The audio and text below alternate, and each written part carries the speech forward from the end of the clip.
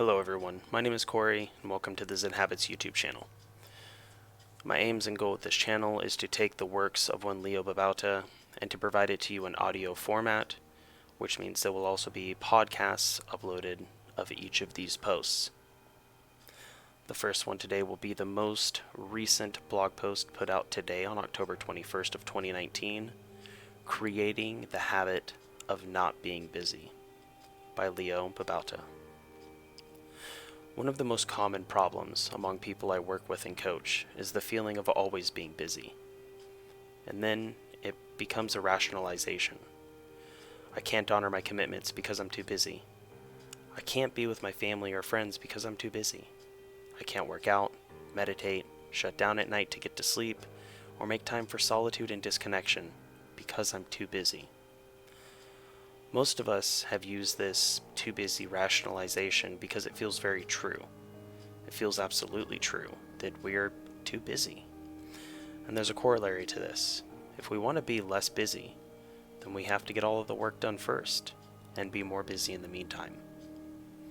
I question, is that true? Or can we possibly develop a habit of not being busy even with the same workload? Let's get to the heart of this always busy habit and then try to reverse it. The always busy habit. It's a little complicated because there are a number of components to this always busy habit. The first is the tendency to say yes, take on too much and overcommit. I'm guilty of this myself as well as most of us are.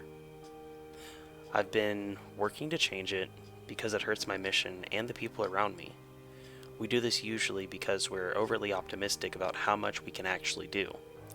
Sometimes it's because we just have a hard time saying no.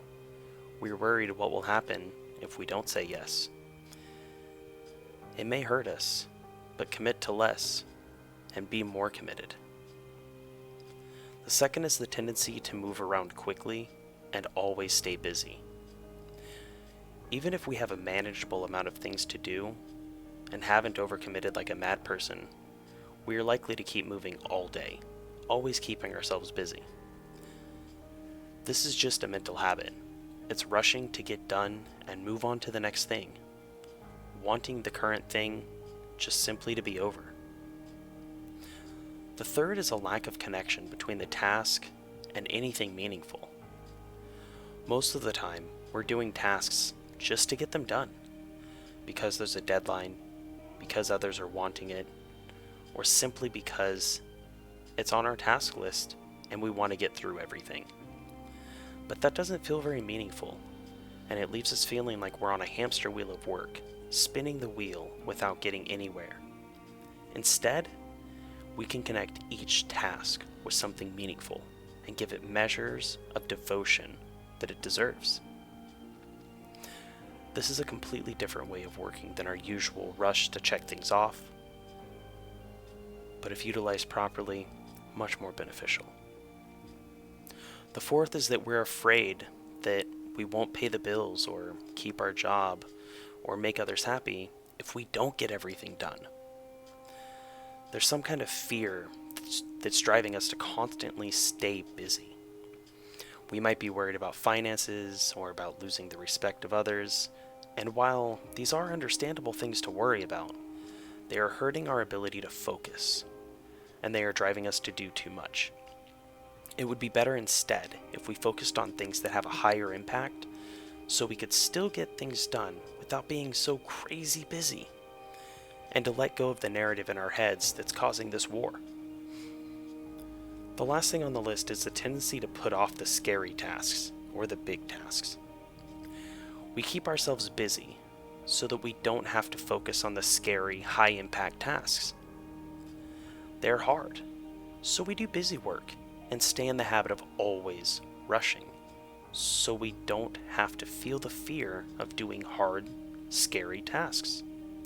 Of course, it would be better if we just focus on the scary tasks, if they really are that important.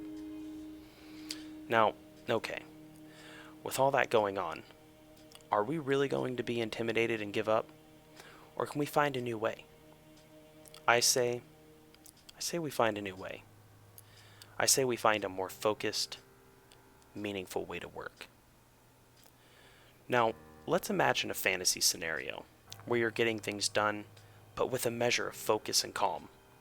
Not rushing, but being fully present with a sense of purpose and meaning. Getting the important things done, even if they're scary. That's what we're looking for. With the idea that we're not always going to hit this ideal, how do we get there? Well, it's a number of antidotes to our usual tendencies. But the idea is to not let ourselves engage in our usual tendencies. We have to intentionally shift them. So here are the antidotes. The first, prioritize high impact tasks. Instead of rushing around doing small tasks and responding and doing busy work, can we focus on the tasks that actually matter? They tend to be the scarier tasks, the ones that we're avoiding. But they also tend to have a bigger impact on the bottom line, on the projects that matter, on the career and business and purpose. So the habit is to find those high impact tasks and put ourselves into those most of the time. Like 80% of the time, if possible. We still have to make room for administrative work and messages and emails, but as much as possible, we should be letting go of or saying no to the tasks that we don't really need to do, delegating those that others can do, and deferring the tasks that don't need to be done today. Instead, we can focus on the high impact and important tasks that do need to be done today. The next is connect to meaning. As you choose each task, let yourself remember why it matters. What is meaningful about it, and who is it serving? Why do you care about it? For me, it's about remembering that I care about the people who will benefit from this, and that they are more important than my small self-concern and discomfort. So connect to this as you choose the task and as you start it. See how long you can stay connected to this as you do the task and keep coming back to it when you forget it. For me, it's like switching on my heart whenever I come back to it. The third is focusing on one small task at a time.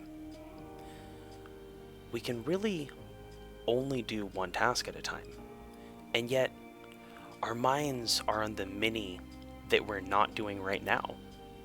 Giving something full focus means that you have to let go of the others you have to do, of all of the others that you have to do for that moment, and just become fully here for this one task.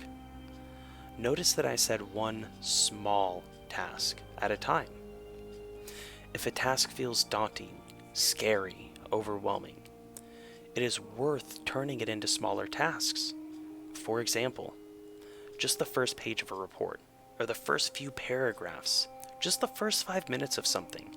Yes, you can get to the next 5 minutes after that, but making it a small next step means that you can fully focus on what you're actually doing instead of a 4-hour task that can't even be done right now.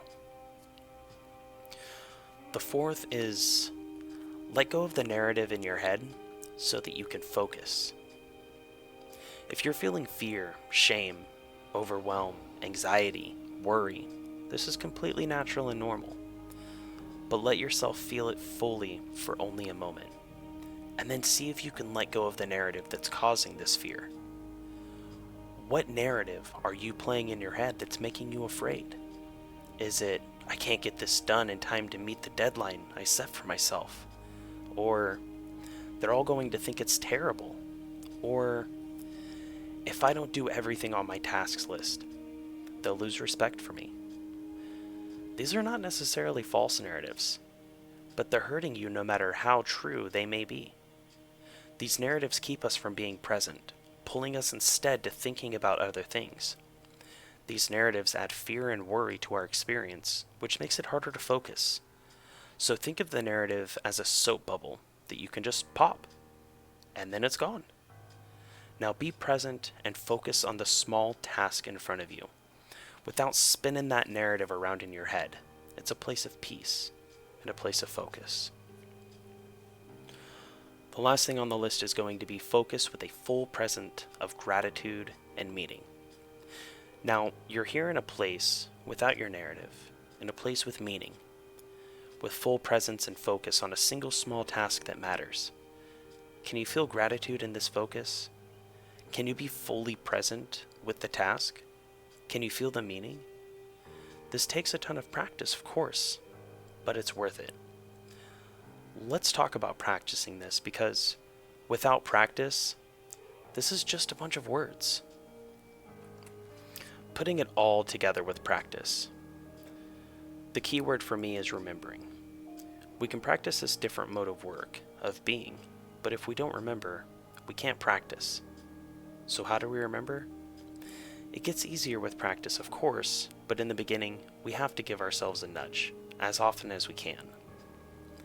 It helps to have digital reminders, but in my experience, physical reminders tend to work the best. For example, you may have several different physical reminders to help you with this. A few examples are, well, a note with just a few words written on it, a notebook where you write your most important tasks for the day, a note on your lock screen of your phone, a little statue placed where you'll see it, a flower on your desk or coffee table, other people in your home or office who can remind you, a mindful reminder on your computer even. Anything like this can help you stay on task and remember what's important. Whenever you see these reminders, there is a temptation to start to ignore them. So go against the temptation and take up the invitation to practice with meaning, focus, gratitude, peace, and in full presence. Practice over and over until it becomes your default, until it changes the way you live. Once again, everybody, my name is Corey. I did not write this. I'm simply reading the work of Leo Babauta so that you can use this however you see fit. I hope to see you in the next video. Once again, thank you for your time.